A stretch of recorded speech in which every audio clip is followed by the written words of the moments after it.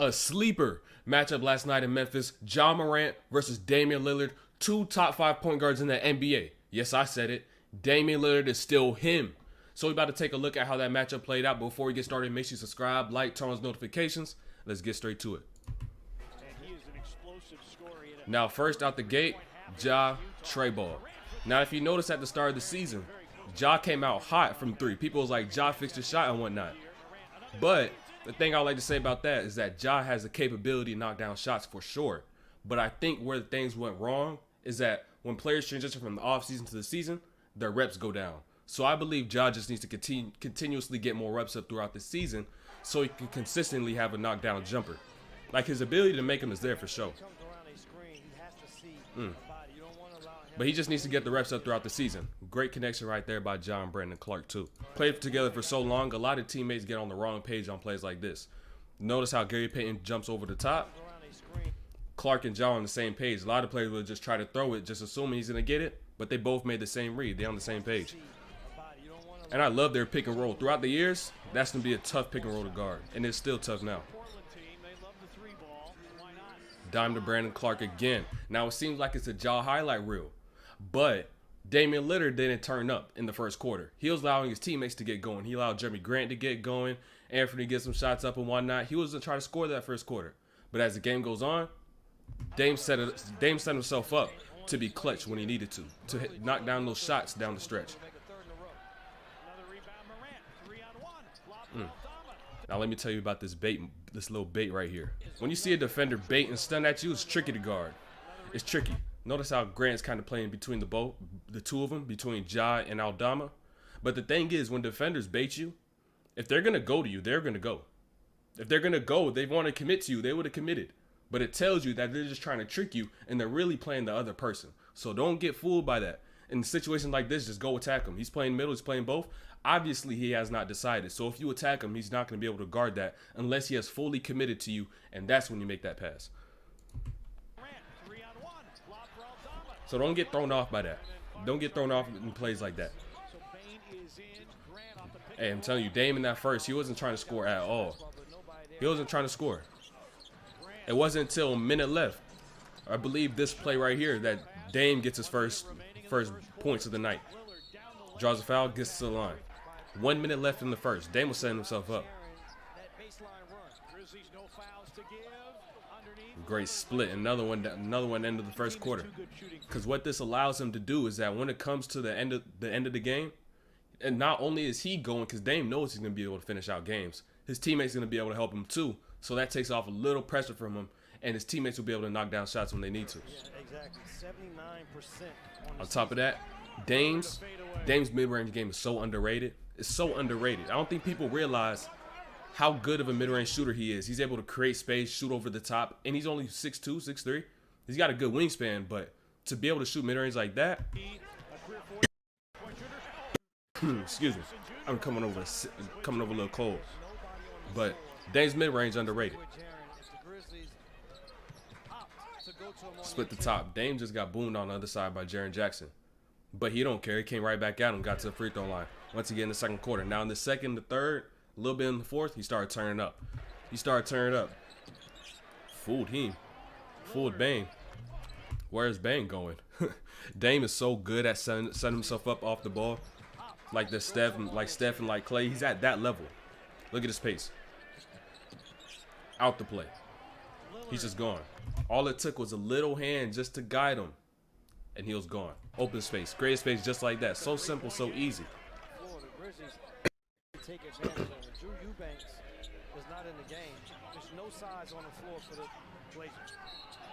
Now, these plays should be on the scouting report. You should know by now that Dame is going to try to come off that screen, get into the dribble pull-up, and get into a shot. So you got to be careful of how fast you go over the top of that screen. Because if you go too fast, you won't be able to control yourself, and just like this, you're gonna clip Dame on his backside. He's gonna get to the free throw line. And I believe he's right now at this point in the season, he's hit like 30 straight free throws. Dude's like a 90% free throw shooter, so not somebody you want to send to the line. Now this is what I was waiting for. I want to see Ja and Dame match up, but they ain't guard each other obviously because it takes a lot. They got better defenders who could do it. They're already doing a lot on offense. I don't want to see this a lot more. But we only see it a couple times, but still, they both did their thing. The rest really can't see.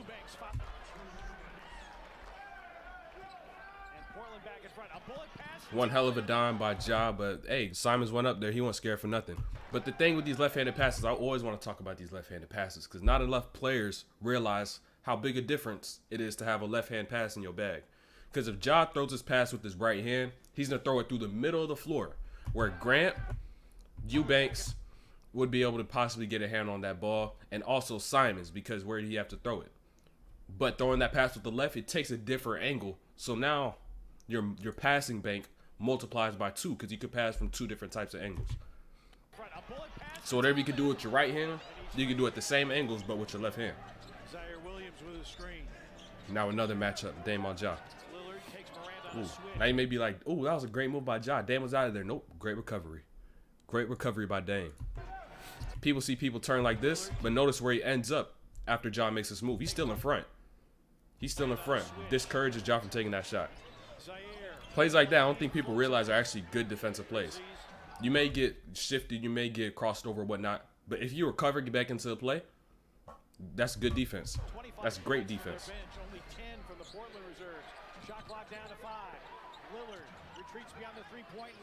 Hey, Dame tried to get Ja. He tried to get him right back at the end of that quarter. Look, notice Ja right here. He's telling him an off-ball switch because Dame want to get this pick and roll, get the switch on the Ja, or get the switch off of Dillon Brooks. He want to get Dillon Brooks off of him. Anybody on the court is better matching up against him aside from Dillon Brooks. So he wanted to get Ja, but Ja was like, nah, I ain't going to go there. Take Zaire Williams. You got this. Dame tried to get his get back. He ain't getting no ISOs against Ja all night. I don't remember seeing one, so I wish I would have seen a couple see Ja really sit down in defense and guard him.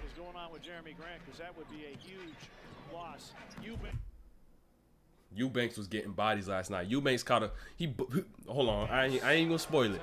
Eubanks caught a couple bodies, and I also want you to notice this. Look at the squad they're starting out with in the second half: Lillard, Eubanks, Hart, Simons, and Walker.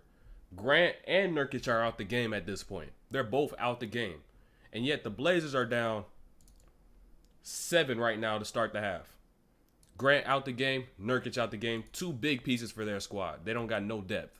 So this second half, Dame and Anthony went off. That would be a huge loss. Eubanks, Statue of Liberty is in. Williams is guarding Simons. Here's a Lillard 3. Yes. Dame came in this 30. I was like, okay, I gotta carry a little more weight. And Dame with these and 1 threes. Foul and 1. They called a flagrant 2 on this, but he went to the line, made 1. That's 4 points right there. Got the ball right back. And the thing I told myself earlier is don't make that mistake tonight. And that right there, ladies and gentlemen, was a 7-point possession by Damian Lillard. 7 points in 1 possession. And that brings him right back into the game. 67. They was just down 7. Huge possessions like that matter. Great backdoor by Ja. What is his read on this, though? Boom. Simons hopped up. He seen him try to jump it. Goes right back door. That's the read for a backdoor on a handoff. That's the read. You see him jump out, hit that backdoor. Now I started to wonder how come they ain't put Josh Hart on Ja. I thought Josh Hart could guard, but I don't know why they had Simons matched up on him. So I was curious why, but hey, however best they feel. I'm telling you, Ja got the ability to knock down shots. I just feel like it's a matter of reps and consistency for him to be able to be a knockdown shooter and really make teams have to commit and step up to him. Little hezzy. I don't think you peeped this. Peep this. I like to call this a heavy foot. Right there.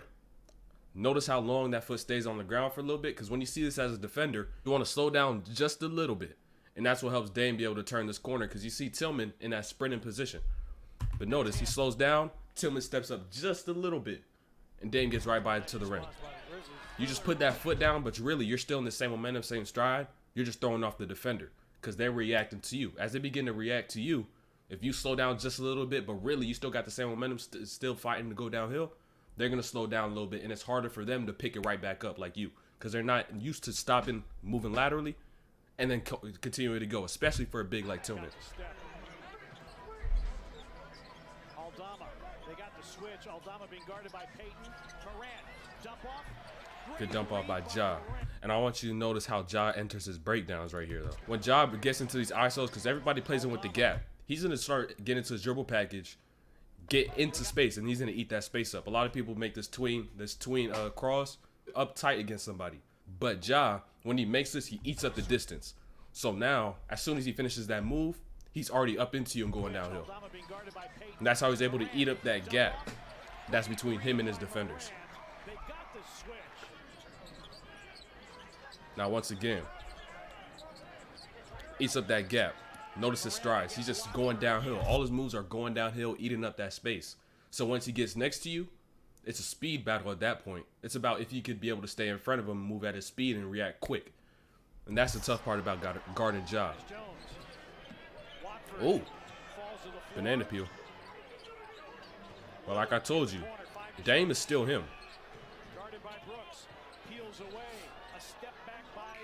Dame is still him. Forget about his team success. Look at him from a player and skill perspective. Dame is still him. He has not fallen off. Averaging 42 points over his last 5 games. And if Dame wanted to, he could drop 40 pieces every night. But he ain't gonna. It's a lot to do that. Just know he could drop 40, 50 pieces on any team. And like I told you, that mid-range deadly. Come on, man. That's Dylan Brooks all up in your grill with giving you 0 space. Dame knocks it down. Size disadvantage and everything. Like, come on, man. Come on, man. We're working somewhere. We're working somewhere. If we continue to fight this movement day in and day out, we could get some consistent carry calls, and Ja I've been seeing called for a few. Now, then he's not getting caught every time, but on hezzies like this, he gets by with it nearly every time, but they called it. They at least called it. If we continue to fight this movement, maybe we could restore Naismith's original game of basketball once again. And mind you, I don't care. I don't care if they call carries or not. I don't care. It's just I just want to be consistent. Dame with the, they called this on the ground early, but they be making so many late calls. It's ridiculous. He wanted to shoot 2 free throws. Dame makes the same play that Ja did to him on the other side with the 1.5 seconds left, man. They just both got some free throws to end the quarter. And then Ja, misdirection bag going downhill off that pick and roll. Tough to guard like always.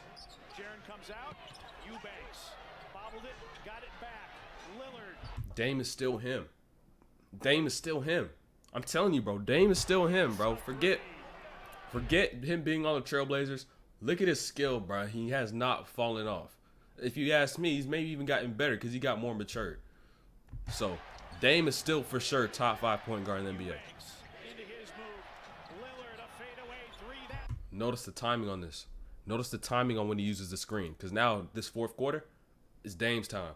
That first quarter, Ja scored 11 points. 11 points in that first, ended up with 32. So that means from that point on, Dame outscored Ja for the rest of the game 20-38. Dame set himself up. Dame set himself up. But notice right here with Peyton. Notice the timing on this. As Eubanks got to the middle, Dame ain't go too early. Because if he went early, the pass would never be able to make it to him. And Ja gets his eyes stuck on the ball. Well, you know what I tell you when people get their eyes stuck on the ball? Is your eyes stuck on the ball, you're going to be stuck in the mud. You're going to be late to everything. You're going to be staying in the same spot. And Ja can't make this play right here. Ja can't make a play out to that ball. Ja times it right on time as Eubanks is able to find a pass lane and hit him with that pass.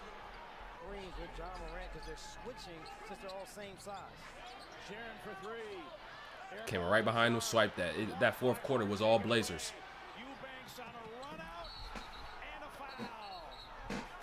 That was filthy. I didn't know who the hell Drew Eubanks was. I didn't know he had this type of bounce.